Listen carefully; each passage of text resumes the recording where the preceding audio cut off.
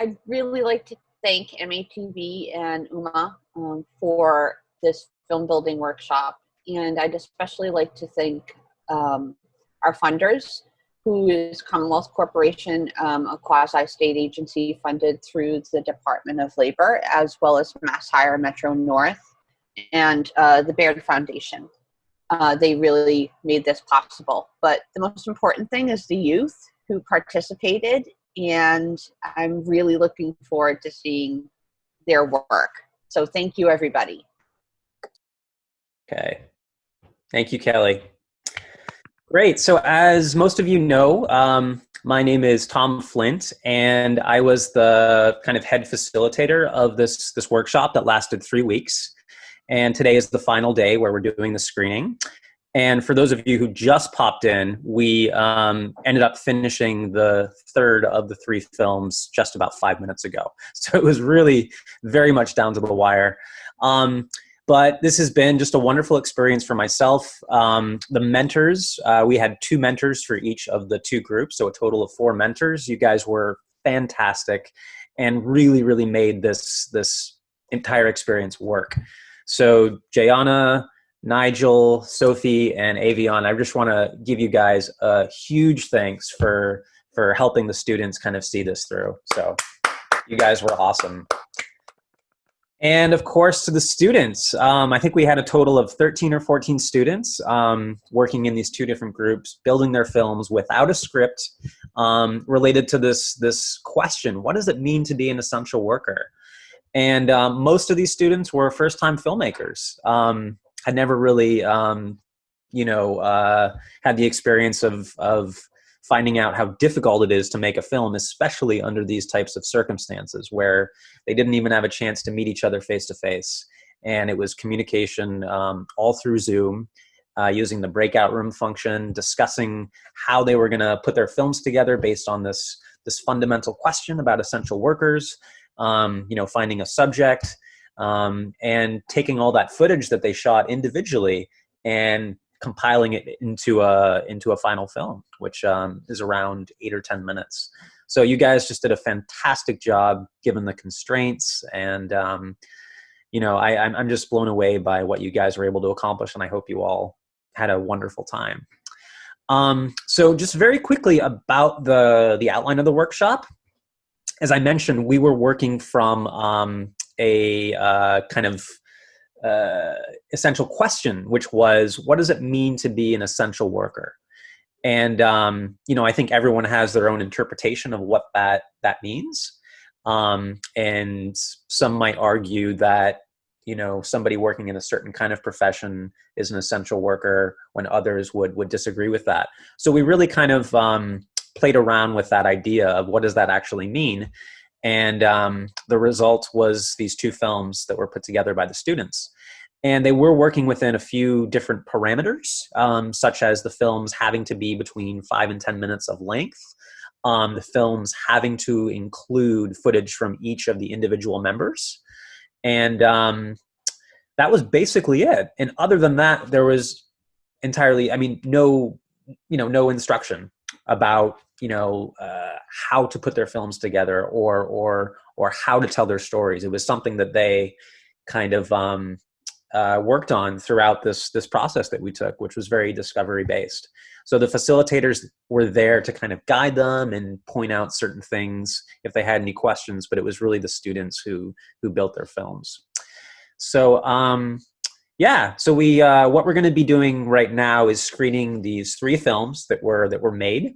The first 2 films are the films of the individual groups, each of which had about 7 or 8 different members.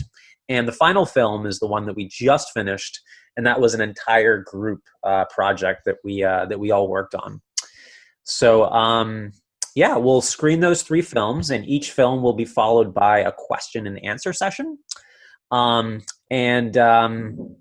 encourage you all to ask questions to the students, not only about their finished films, but also about the process they went through. What was it like doing all this through Zoom, making a film for the first time, having to communicate with each other, with all of these, social distancing regulations and whatnot.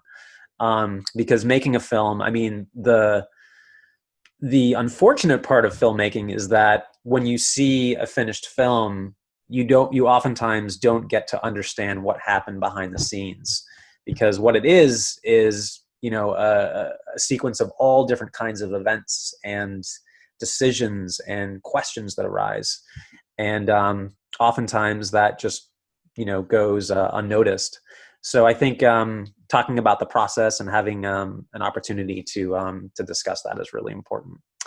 So without further ado, I'm going to pass it on to the first group, and we're going to watch their film. And the mentors for this group, Avion and Sophie, can you quickly tell us about your group members?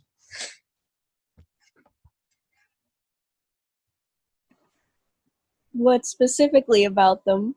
Yeah, well, just their names, I mean. Oh, Alina, Colby, Elizabeth, Davina, Meowie, and Andy. Great. Okay, thank you. And did you guys want to say anything before the film is screened? No? Should we just play it? Okay, cool.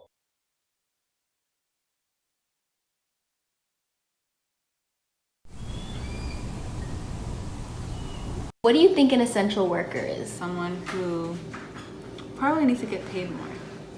Being a part of or assisting in making sure that the general population is staying safe. People who put their lives on the line so we could have a better future. People who are on the frontliners. They technically help with every human need. People we depend on the most in society. An important worker, for example, a doctor. Someone who risked their life during this pandemic doing a job in society that is required for people to live. Someone that society depends on, who is willing to take a risk to help others that are in need. Is someone who risks their life by working in a job during times of a pandemic. Right now, I work at Wendy's as pretty much doing everything. How difficult is it to be an essential worker? There's many essential worker jobs now. I mean, I think for my particular field, I would say, it's not that hard. Once you get used to it, it's not that hard. I mean, what do you have to adjust to? We've always been cleaning the store, making sure everything's clean in the store, even before the pandemic. During the pandemic, it's just that much more important. You want to make sure everything, all the food and stuff, is clean. You're not getting anything contaminated. It's just that much more important, as it should be.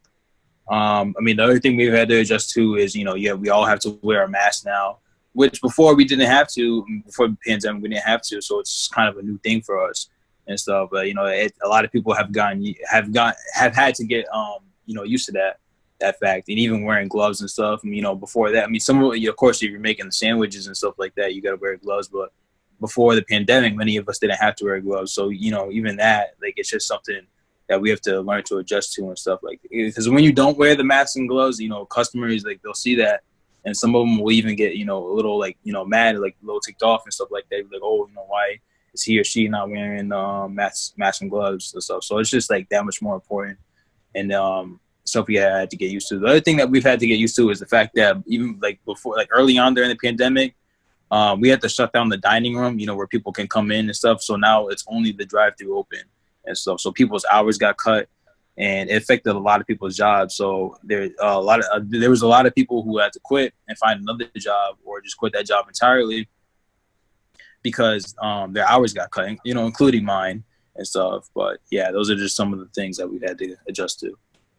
How do you feel working in such an environment? We're in a relatively small store, so sometimes it's kind of hard for all of the employees to stay 6 feet apart. So there's that aspect. There's also an aspect that, like I said before, kind of earlier when I mentioned where wearing the mask and gloves is new and stuff. We've never really had to do that before. There's never been a time anywhere or any time where we've had to do that. So now that we've had to do it, it's an adjustment. It definitely is. It takes some getting used to. Working an 8, 10 hours, even 12-hour shift with the mask on and gloves on the whole time, it's hard. It is hard and stuff. And then when you look at people like nurses and doctors where they work 16, 20-hour shifts with the mask on, it can be annoying sometimes and stuff. when you're just going out your car to go to the store to pick something up, that probably takes like 5 minutes. So 5 minutes with your mask on, it's not that bad, but like working those long shifts, it can be hard and stressful. You know, it's just the thing on your face, and it just, you know, it's hard. Like I said before, we've all had to make adjustments, and it's just kind of what it is for now. Do you ever feel unsafe working? Sometimes when I deal with the customers, you know, taking their money and kind of cashing them out and giving them their food, you know, it definitely is a risk and stuff. There's no doubt about it. I try to stay as safe as I can. I always wash my hands, you know, a lot of times throughout the day, and changing gloves and even changing my mask if I have to. But there definitely is still a risk in doing that. If I could, you know, I would just stay home and stuff. You just kind of have to do what you got to do to, you know, help the store or whatever, and, you know, help other people. What precautions does the company take to make you feel safer? So the company, I know because when you first apply, you got like this whole online thing you have to do. So like you got to answer all these questions online. It's a whole process and stuff. I saw that the company, they sent out another link to like all of the employees, all the Wendy's employees, and like it's like a training basically, like an online training. And I saw it's like a coronavirus kind of thing where they're trying to like, you know, it's a video about, oh, like make sure you guys are wearing your mask, make sure you guys are wearing your gloves, you know, not contaminating the food. So so as a company, like I saw that like, they're doing that. And like they're posting like flyers around the store, just telling people to keep their masks and gloves on at all times. How has COVID affected you personally? I mean, it started while we were in school and stuff, and so just the fact that, you know, I'm a senior, and so we don't really have our typical graduation. I mean, I know the school is planning something, but, you know, just the fact that we don't have the typical annual graduation that every graduating class has. I mean, I'd say that's affected me. And the fact that, like, we don't really get to say goodbye to, like, you know, all the rest of our friends in high school. There's that. And just not, like, all the teachers and thing. I would say, like, that's probably the biggest thing, how it's affected me personally, me and, like, many other students. It's, like, pretty much the whole high school, but especially the graduating class of 2020. It's all across the country. I'd say that's probably the biggest thing. Just kind of, like, missing out on our typical graduation, you know, senior cookouts, prom, just like things among that. You know, it's really taken a toll on some people. You know, so a lot of people really look forward to those things, including myself. And it's just, you know, hard to miss out on some of those things. What college are you going to attend? I'm going to go to University of Pittsburgh in Pennsylvania, and I'm pursuing a nursing degree there. What are your plans after college? Well, after college, so I'm going to I'm majoring in nursing. I got a full ride for that, and so after I graduate, I'm going to be a nurse at the hospital over at Pittsburgh for a few years, and then after that, I plan to eventually be a nurse practitioner, and then eventually a physician's assistant. What are you passionate about? I'm passionate about you know, a lot of things. I'm passionate about, like, social justice issues, especially within, like, the Black community and stuff like that. I'm passionate about reading. I'm passionate about education, schooling, working out, wrestling, and cross country. How did you develop an interest in social justice? Well, I mean, my dad especially has always been on me and my siblings about educating ourselves and, you know, about our history and stuff like that. And once I was exposed to that and experienced to that, it just got me interested in the social justice issue. Do you think things are ever going to go back to normal? Yes, I do. I think it will take some time, you know, as do all things, but I do think eventually things will get back to normal. You know, if you look through our history and stuff, there have been pandemics, and, you know, sometimes it takes a while to get used to, but we always get through it. I feel like people think, you know, people look at it now. The last pandemic we had was so long ago, where it's like no one was alive back then. And so it's just kind of a new thing for us. And it's something that we've had to adjust to and get used to. So I think it will eventually go away, but it will take time. It'll take cooperation. It'll take all of us to kind of like power through this thing.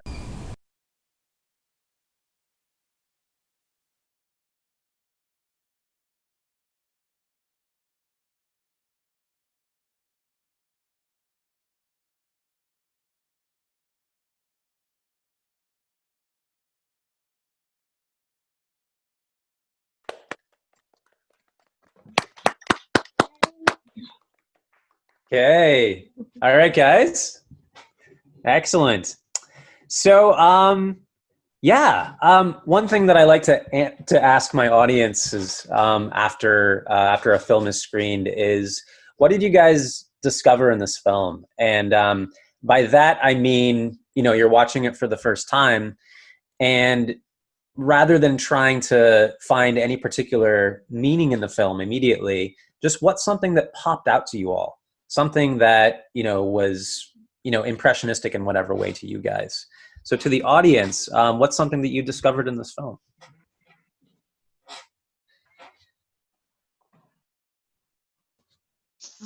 I was surprised by how engaging the Zoom platform ended up being. I sort of felt like I was really there with everybody, and it was much more sort of emotionally touching to me than I had expected that to be able to be. Yeah, excellent. I thought that, there was a lot of engaged faces when we were watching that kind of dialogue between Justin, who's actually Avion's cousin, the essential worker, and everyone involved there. And it was sometimes interesting to see how you all reacted to what he was saying, especially when he said that his next plans were to go to, university in Pittsburgh and study to become a nurse. And everyone was like, like the sign of encouragement. So there was that absolute connection between, the subject and everyone that was participating. Absolutely. Great. What else? Yeah, Anne. Well, that's I think one of the most powerful parts of the film was that here was somebody who was working, probably minimum wage, maybe got a little bit extra, working at Wendy's, and his dreams were about, being a nurse, being a physician's assistant, just, really driving home that, the people that wait on us at fast food counters have big dreams. And I think that was a really powerful part of the film. Yeah, thank you. Yeah, I think you guys took a really interesting approach, which was to really go beyond just that question, what does it mean to be an essential worker, and dig deeper into that and find out who this person was on more of a human level, what his interests were. And I thought that was reflected through, obviously the questions that you all put together to ask him. I thought it was an excellent range of questions where it kind of began by getting to know what his work is like on the front line, but ended up becoming more about him as a person, which is so important in order to find the humanity in your subject. So you guys did a terrific job with that. Great. Haley. I really was moved by how personal this felt. Like, sometimes when you do like a Zoom recording, it could come across as cold, as difficult to connect, but I really throughout the film felt like I was really connected to not only the students but also, of course, the subject. I liked how the film opened with the students saying what they thought the essential workers mean, and then in comparison they get the chance to ask a person who is playing that role on a personal, deep level to find out who they are and what they're doing. So I think that the structure of the story really was a great way to engage the audience. That's why, immediately you felt like you're part of it now. And then gradually the film took you to a deeper and more personal level to understand what the subject is, about essential workers. So I felt like I was with the students to really experience what they experienced making this film. Like you had a thought of what this means, and then you got an opportunity to really find out what it means. And I also loved the range of questions. When they asked questions about the person, I felt like that was a great opportunity to really go deep and given an opportunity for the audience to understand who they are. So I felt like it was very powerful. Good job. Yeah. Ron. The thing I was impressed with is the subject himself, a very articulate young man. And how did they group choose that person? Because I think that was an essential part of the film, to pick such a well-spoken individual? How did you pick him? How did you pick the subject? I'm asking the group. Okay, guys, how did the subject get picked? Didn't just Zoom bomb you, right? So at the beginning, we were supposed to interview a Stop and Shop worker, but they didn't have time, so we chose the Wendy's worker instead. And yeah. Yeah. And I guess on that note, what was your story building process like? Because you did have to kind of change your story quite a bit based on who your subject was. But what was that like for 3 weeks? Just working from this question. What does it mean to be an essential worker without a script or anything?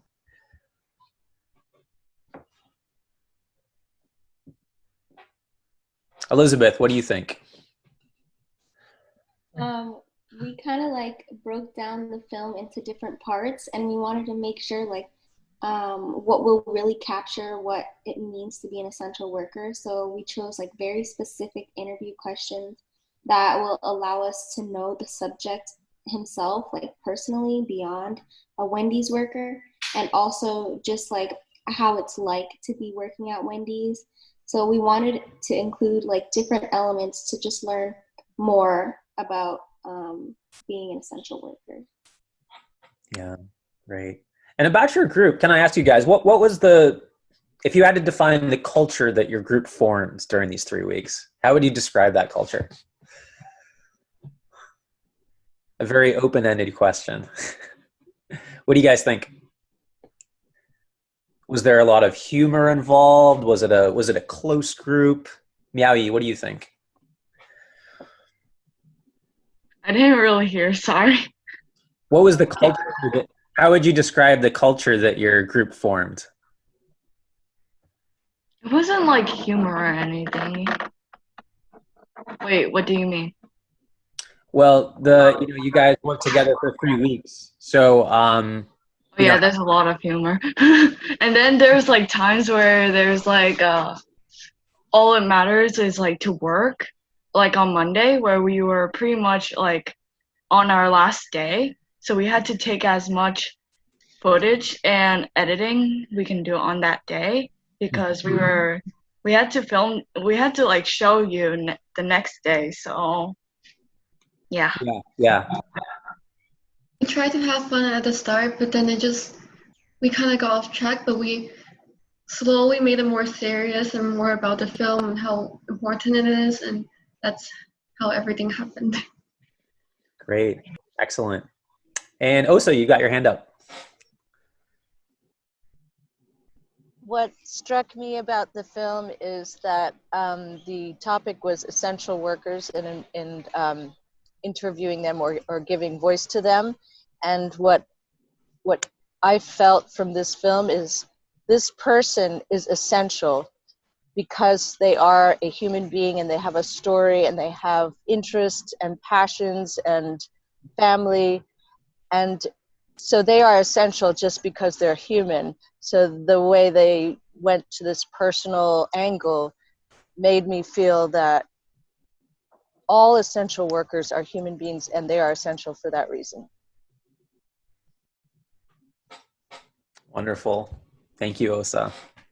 I just have a general question, which was who actually recorded the B-roll footage? And how was that done? So the cutaways that were done at the Wendy's and all of that, who recorded that? How did you get that done? Yeah.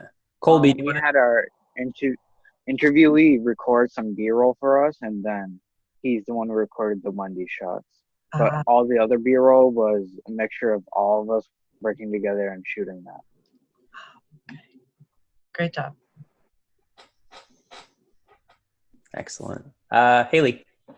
I just want to share from my point of view, to answer your question, what is the culture of this group?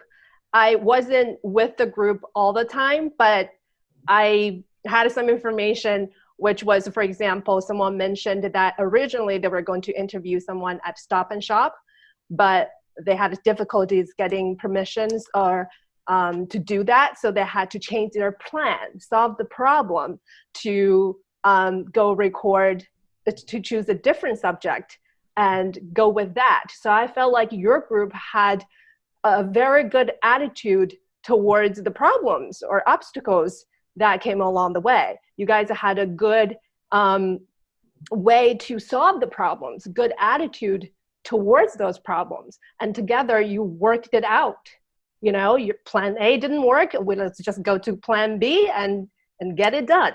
So I think that's very, very important for a production group to have, because you're going to have problems, unexpected problems all the time. But you guys worked as a team, didn't give up, and made it happen. So that's teamwork. That's the culture of your group. So well done. Thank you, Haley. Wonderful. Okay, just for the sake of time, why don't we move on to the second group's project? And okay, I will share my screen again. Oh wait, Nigel and Jayana, do you guys want to share the names of your group members? Yeah, sure. We have Jay, Aamaya, Jonathan, EJ, Andrew, Natasha, Haley, and I think that's everybody. I hope I said everybody's name. Great. And do you guys want to say anything before the film is screened? All right. Let's do it. Good morning and welcome to Essential 10 News at 10. Today is Friday, July 24th, 2020. I hope you all have a wonderful day. Now let's get right into the news.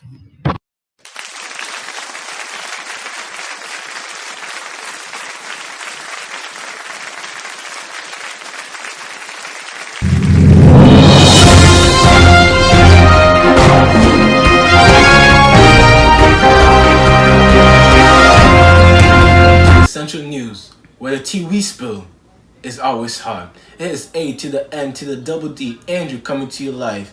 And we are here to talk to you about the entanglement between Jada and... Wrong story. Not this one? Wrong story. Oh, my bad. I'm really sorry for the inconvenience. That we will not be talking about that today. I'm actually here to talk to you about our very own essential workers. We'll dive deep into what it means to be an essential worker in COVID-19. We'll also be talking about how teens are impacting negatively and positively due to COVID-19. If you're an essential worker, I guarantee this will be for you. Enough of me though. I'll be passing it to our weather girl, Aamaya, where the weather on her side is always right. Hey guys, you know, it's Aamaya, the drippiest one is back, but this time I'm not here to show you guys my shoes, I'm here to tell you guys the weather. So as you guys can see, it's, you know, sun is busting. Clearly I got my sunglasses on. You know, essential workers, it's really humid and hot, so be careful on what you wear, but also don't be too comfortable, because inside the hospital or inside the school, wherever you work, it is cold. So, you know, you guys are gonna need a couple sunglasses, you feel me? Type drip, a little drip, not too much, because you don't, you know. And then the mask is the most important thing that you're gonna need. But enjoy the weather, but also don't forget to wear your mask. You rolling?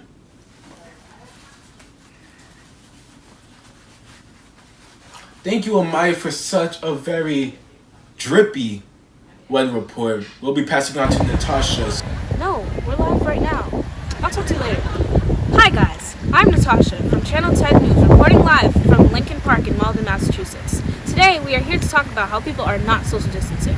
That's why I have my mask. Take a look for yourself.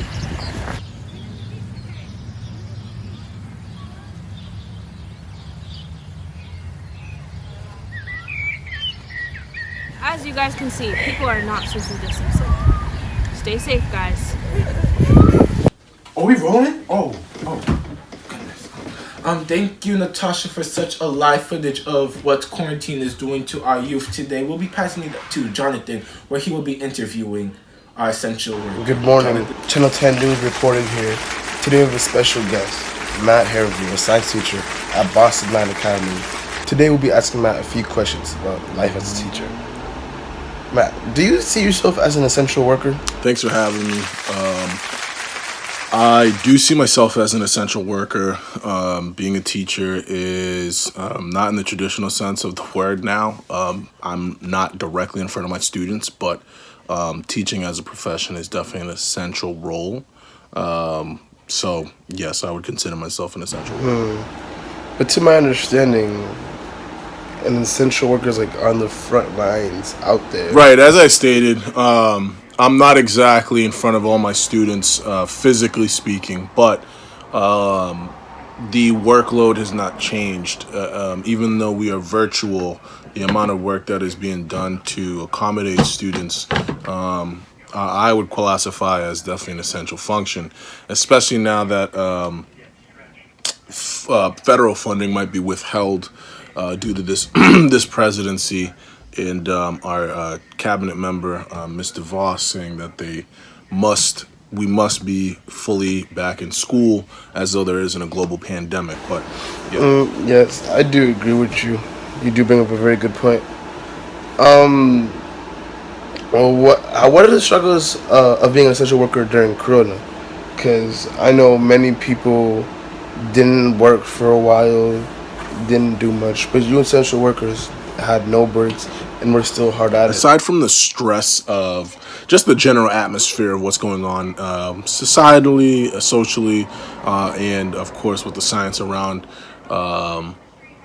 coronavirus, being an essential worker during this time is stressful only because, to me, I have a small child and one on the way, and the potential for school to be physically present just ups the risk of passing on the disease. I was reading in the news this morning that from ages 10 to 19, people can pass on coronavirus just as easily as the people who are in their 60s, right? So some of the stresses, aside from the economic stress of just being worried about paychecks and things like that, are the just the scientific aspect, right? The biological aspect that people seem to forget about when they think about this disease. Yes, I agree with you. There are a lot of problems that system does create. Hopefully a cure is found sooner rather than later, and we can all get back to our normal lives by winter or fall. It seems that's all the time we have today. Thank you for being on the show, Matt. We really appreciate your insight. You were great. And Andrew, I'll pass it back to you. Thank you, Jonathan, for such an amazing interview. We'll be passing it on to Jay with live coverage in New York. Hello, Jay? guys. It's Jana coming live from New York. As you see, me and my team have collected footage of how New Yorkers are social distancing. And you guessed it, they're not. People are having fun, shopping, dining. It's as if nothing ever happened here. And it's hard to believe that New York was #1 with the most COVID cases in America. On that note, if you're traveling, going from place to place, make sure you have wet wipes. Comes in handy when you want to wipe anything. Extra mask. You never know when you're going to drop your mask by accident down a puddle. It happened to me before. And, of course, the most obvious tool that you're going to need, hand sanitizer. You know, let that glow in there. It's gonna take away, at least this bottle says 99.99 of germs. I don't know why it's never 100. But that will be all for today. Make sure you're comfortable, safe, and having fun like these New Yorkers are. Back to you, Andrew. Thank you for tuning into Essential News. I hope the tea was hot enough for you. Tune in for our next segment where we dive deep into Jada and Will Smith's entanglement. Still not covering that. We're still not doing that? Nope. Yo, cut.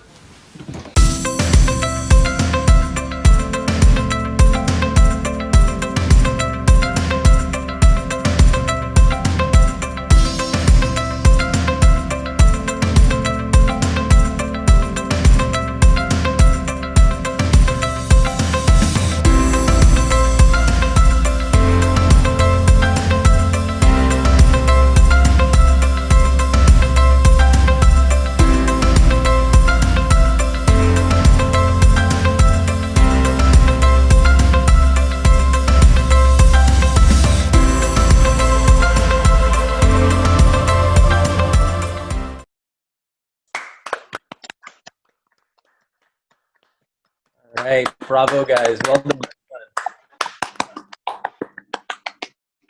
Okay. So how does it feel watching your film in front of an audience here? It's kind of a different experience, isn't it? How do you guys feel? Yeah? Good. Good, good, good. Great. So I want to hand it over to the audience here, members from the other group, people who have joined us today. What did you guys think? What did you discover in this film?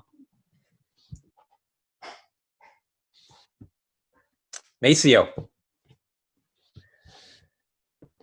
I just want to say, great job to both groups. I really enjoyed both of the videos a lot.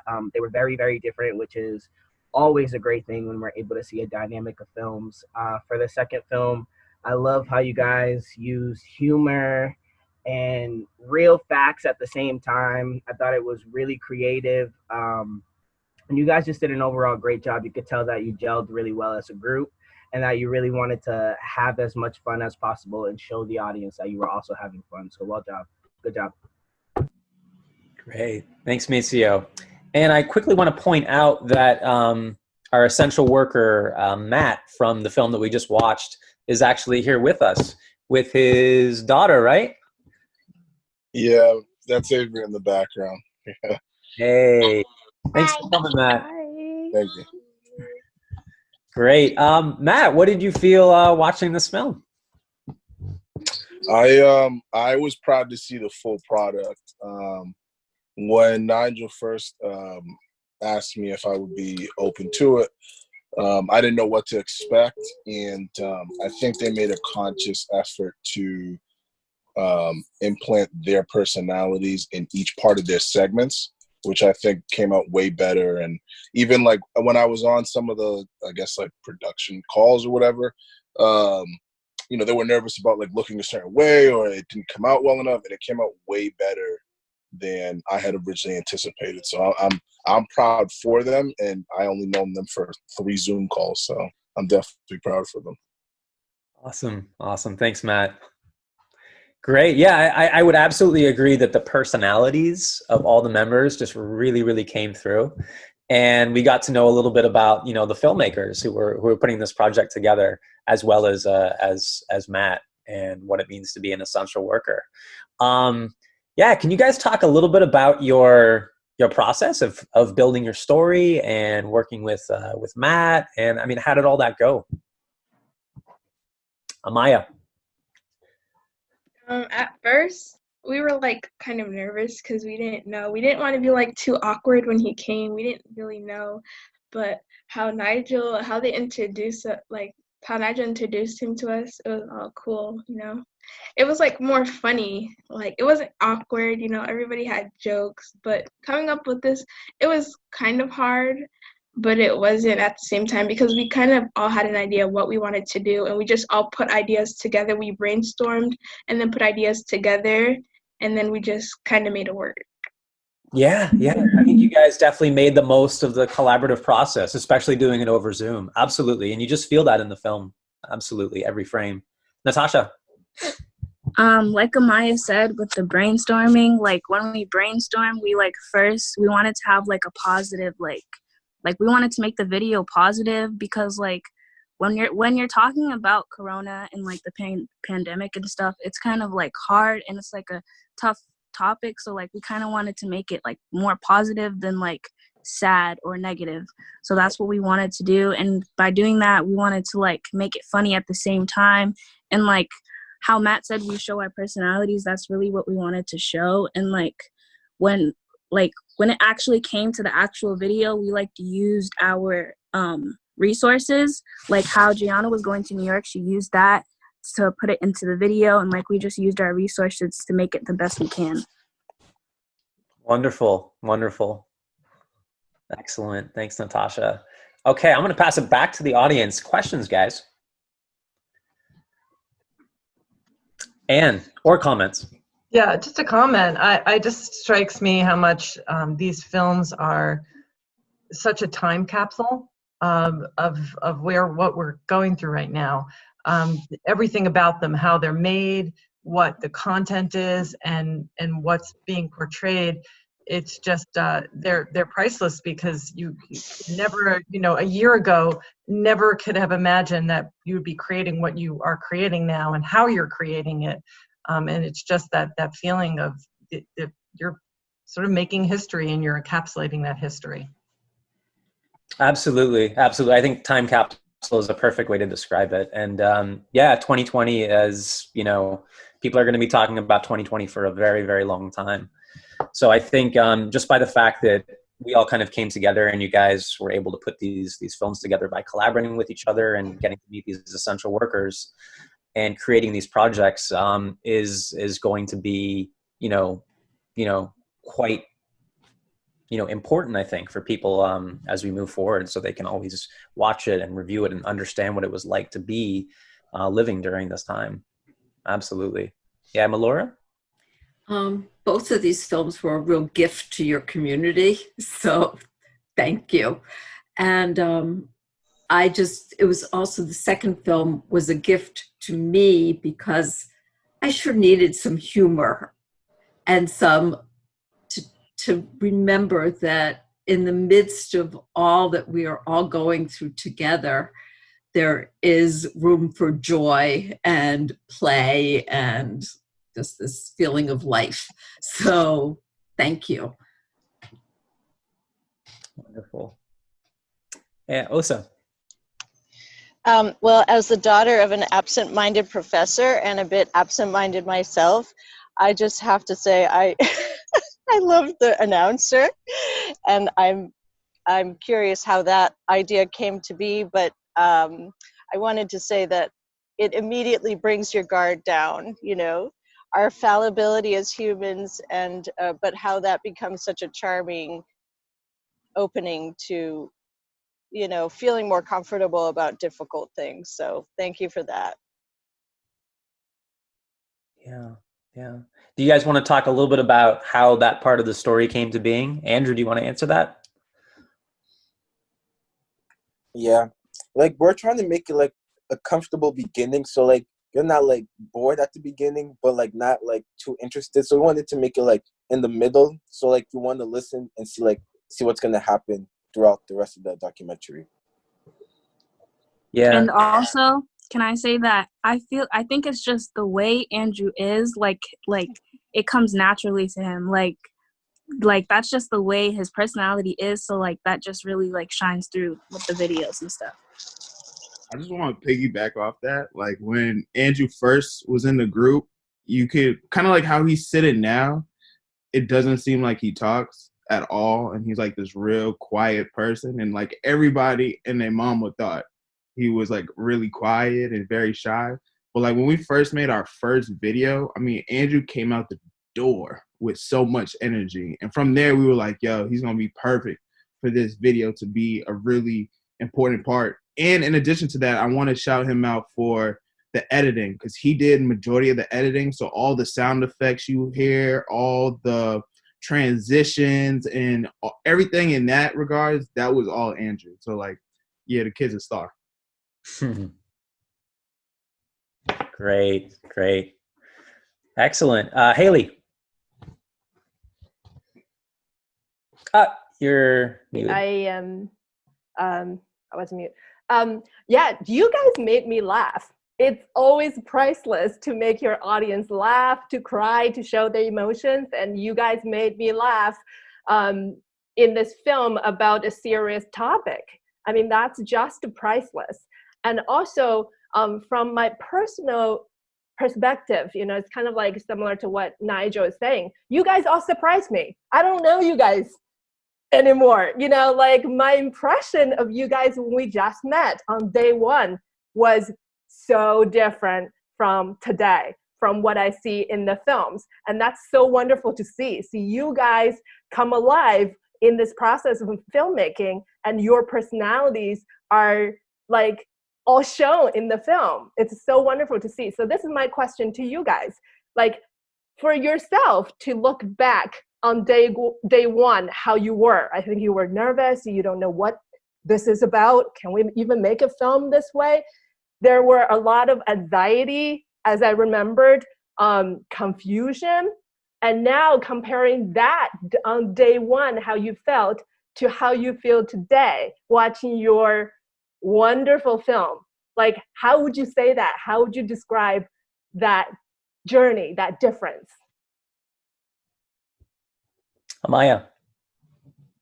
Coming into this program, I only knew one person, which was Natasha. And I was nervous at first because I didn't know anybody in the group, and I felt, because everybody was like quiet when we first came into our breakout rooms, and I was just like, oh no, this is gonna be awkward because like nobody's saying anything. But then day on day, like Nigel and Gianna, they just like got our personalities out, cracking jokes, and then we just started to get comfortable with each other, and then that's how we really created all the films. Excellent. Thanks, Aamaya. Yeah, absolutely. I got to pop into the breakout rooms now and again and see how everything was being handled. And again, the mentors did such a fantastic job, but I absolutely felt that there was a bonding process that took place. And I mean, from day one or day two all the way to the end, it was night and day. I mean, you guys really work together, and filmmaking is full of all kinds of challenges, and problem solving that came up before. It's constant problem solving, it's constant exploration, and you guys were able to find a way to do this. It came down to the wire at the end, but had you guys not been able to find a way to communicate and develop a culture in your group, you wouldn't have the films that we just saw. So yeah, props to you guys. Everyone did a wonderful job. Okay, so we've got about 10 minutes left, so I am going to screen the third film, which again was an effort by everyone in the program. All the students contributed some footage here, and this is just kind of a general shout out to the essential workers out there around the world.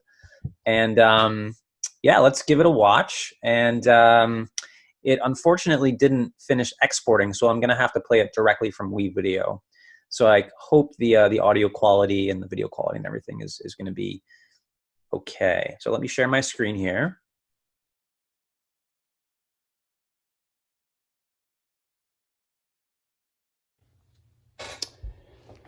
Okay, guys, so here we are. This has been a wonderful experience working with you all. Thank you, mentors. Thank you, students. The films you created were just fantastic. And I really hope that your impression of what it means to be an essential worker, really changed throughout this workshop, because my view certainly did. So, I'd like you to just to continue thinking about that. And yeah, I wish you all the best, and good luck with your future endeavors. Okay, guys, take care. Bye-bye.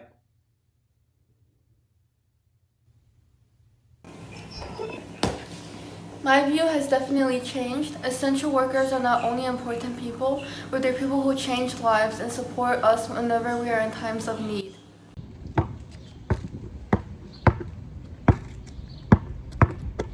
Oh, I didn't see you guys there.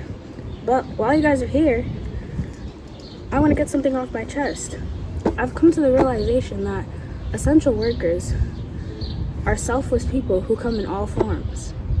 Throughout this program, I learned that an essential worker is actually a group of people who actually are really impacting our lives that we may not actually know who they are.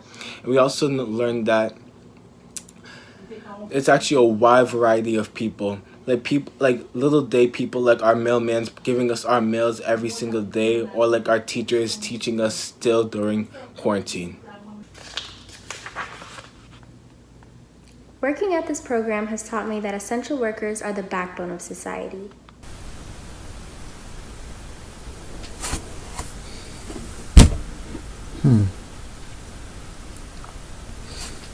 My impression of essential workers has changed by doing this workshop, by speaking to them and learning how difficult it can really be.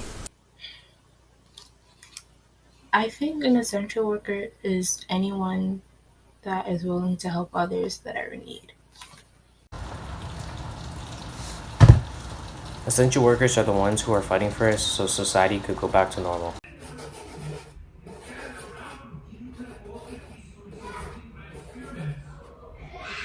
My view about essential workers hasn't really changed, I believe. Essential workers aren't just people who just help out around. They are workers risking their lives during this pandemic so that we could survive. Oh, I didn't see you guys there. But this working here haven't really changed my mind of what essential workers are. It always stays the same. And I think essential workers are very important and we need them.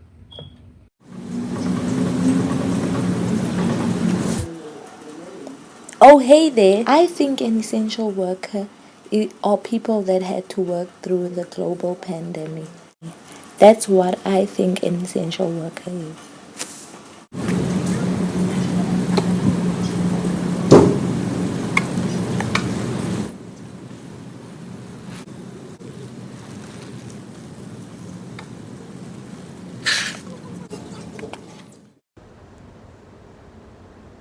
Teachers are absolutely essential workers.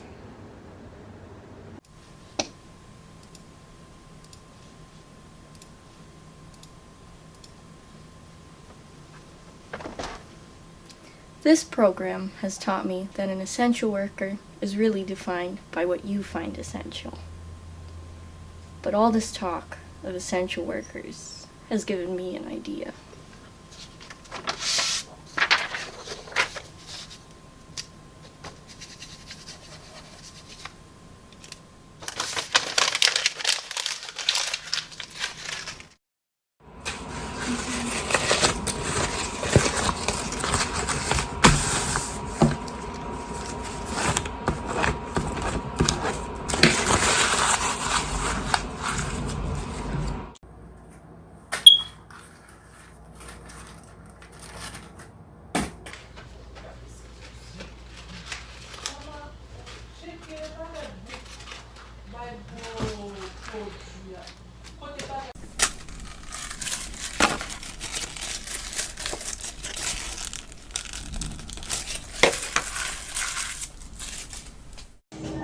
Ow!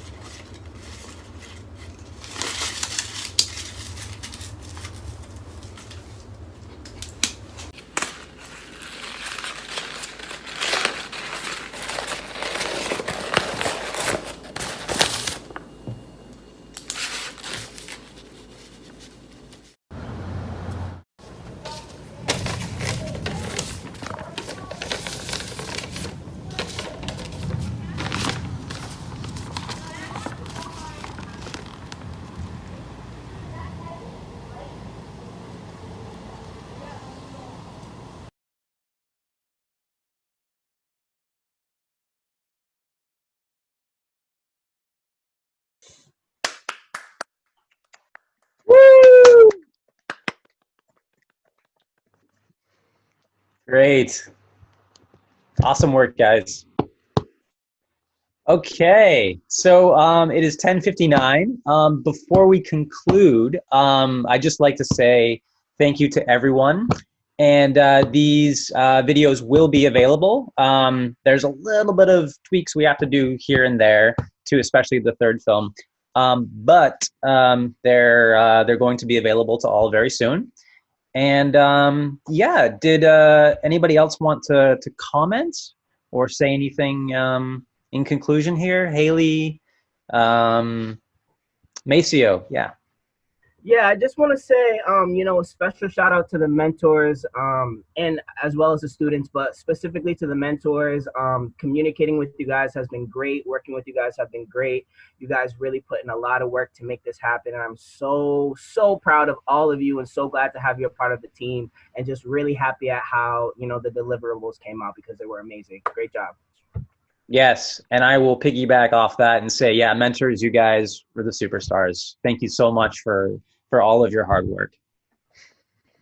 I just want to say I really thank the MSYEP program for giving us this opportunity to collaborate. We couldn't have done this without you guys, and you probably couldn't have done this without us. So that's, a great way for us to come together to work with these wonderful students, young people, to do these important films during this difficult time. So I'm very appreciative of this opportunity, and I think all the students had a great time. I think you did, based on what we saw and all your faces. We wanted this program to maybe possibly continue in the future. We want to constantly, looking out for opportunities like this to work with a diverse of young people to do what MATV is all about, to do this for our community, to do this for our young people and everyone that we share this planet with, going big with this mission of media. That's what UMA's dream. So thank you guys for making this possible for us and for having us in your life for 3 weeks. We had a great time. We hope you did too. Ron is going to say something. Yeah, I just want to say I'm very impressed. The whole group coming together to share this great opportunity, but more importantly, tell these great stories with humor. You learned a lot. Very impressed. So thank you for participating and thank you for creating. Thank you so much. Nigel. Yeah, I just want to, first of all, thank y'all for the opportunity to be a mentor. But I want to give a special shout out to all the students, but specifically like my group, and just know like all of y'all aren't shy. All of y'all are fake shy. So I don't want y'all to go on in life acting shy anymore like you guys try to do. And then also just again, like just know I'm here for y'all and y'all got my number. So if you need to reach out or talk, I'll be there for y'all. That's a great mentor. Well, we should take a group photo together. Like everybody, yes. Put on your crazy face, a happy face, or whatever. Show your personality. This is it. Haley, you gonna snap it? I'm always snapping. All right. 1, 2, 3, yay!